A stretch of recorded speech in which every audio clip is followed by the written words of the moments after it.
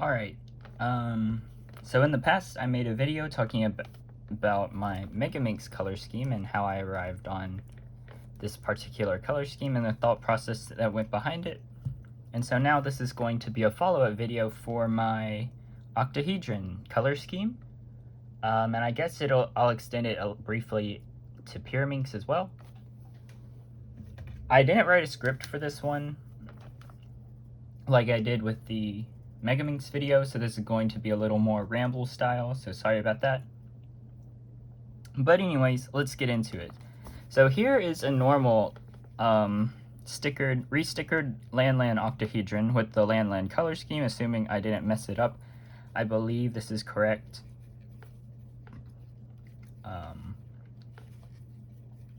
But anyways, I want to show this off first as the basis, because this was the first color scheme I experienced with the octahedron and serves as a bit of reference material.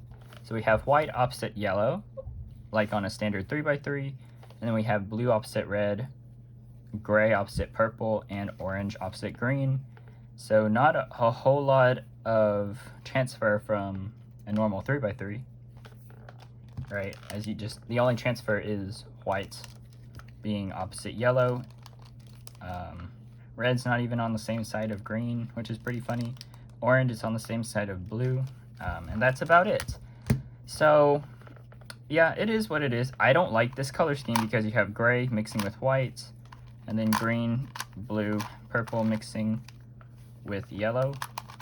And then more importantly, you have red and orange mixing, which don't always have super great contrast. So overall, I just thought it does not look very attractive to me. And I thought like the placement seemed pretty arbitrary.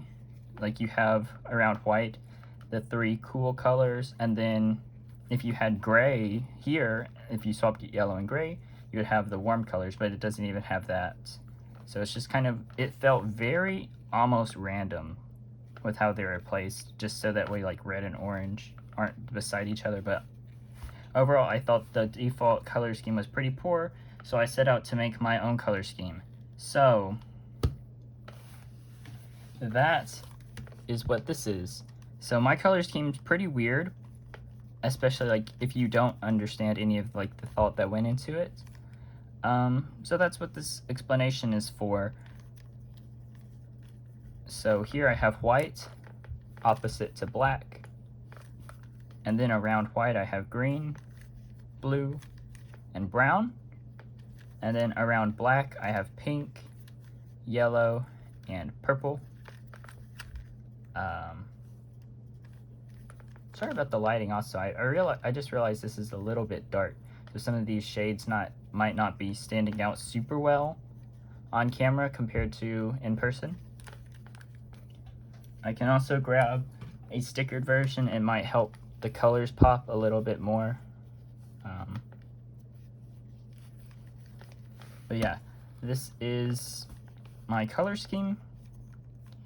And so I also need to state, if you haven't watched my Pyraminx video, this is the color scheme I use on my end-by-ends, where I have white opposite black, green opposite blue, and then red opposite yellow. And so if you look at it from this view with white top and green on front like this, you have yellow on the left and red or pink on the right. I would use pink, but obviously most manufacturers do not make pink, so I have to use red on a normal 3x3. And then if you go around, we have yellow, green, red or pink, and then blue with white top and black on bottom. And then from this view, we have green, red, blue, just like that, which is nice. Alright, so I think that's all I needed 3x3 for this. So then, I was thinking, like, long term. Originally, I actually used, instead of purple, I used silver. It was very strange. And then I realized, yeah, that's not going to get mass-produced. So thinking long term, I picked 8 colors that match the land color scheme somewhat. So that way, should a mass-produced stickerless octahedron get produced, it's likely going to use the land colors. Maybe not the same placement, but the colors would likely be these 8, possibly with pink or black thrown in somewhere. So I tried to make my color scheme use colors that were either from this color scheme or very similar, so switching color schemes wouldn't be too bad. And I do have a stickered land setup that mimics this with the land colors. So I used, instead of orange, I used brown, and then instead of red, I have pink, and instead of gray, I have black, so that should these colors get made into a stickerless octahedron, I can rearrange them into this with, you know, orange here, gray here, and red here, so it's not a problem. So that's part of the constraints of the colors I used. And so then I knew I wanted to have black opposite white, even though they would never interact, so you'd lose the contrast benefit. I liked how it looked.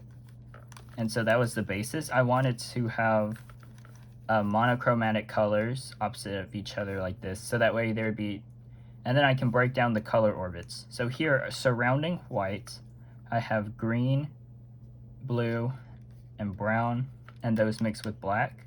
So in this orbit we have black, which is a monochrome color, 2 cool colors, and 1 warm color. I'm counting brown as a warm color, as it would be substituted for orange. And then around black we have purple, pink, and yellow, with white being the monochromatic color in this orbit. And it again follows that same pattern but mirrored. Instead of cool, cool, warm, we have warm, warm, cool. So the idea was these would be placed so that way you could follow the same pattern of warm, warm, cool, or cool, cool, warm kind of center building if you were doing like a dual color start. And so yeah, that was pretty much it. I just thought about what colors would mix well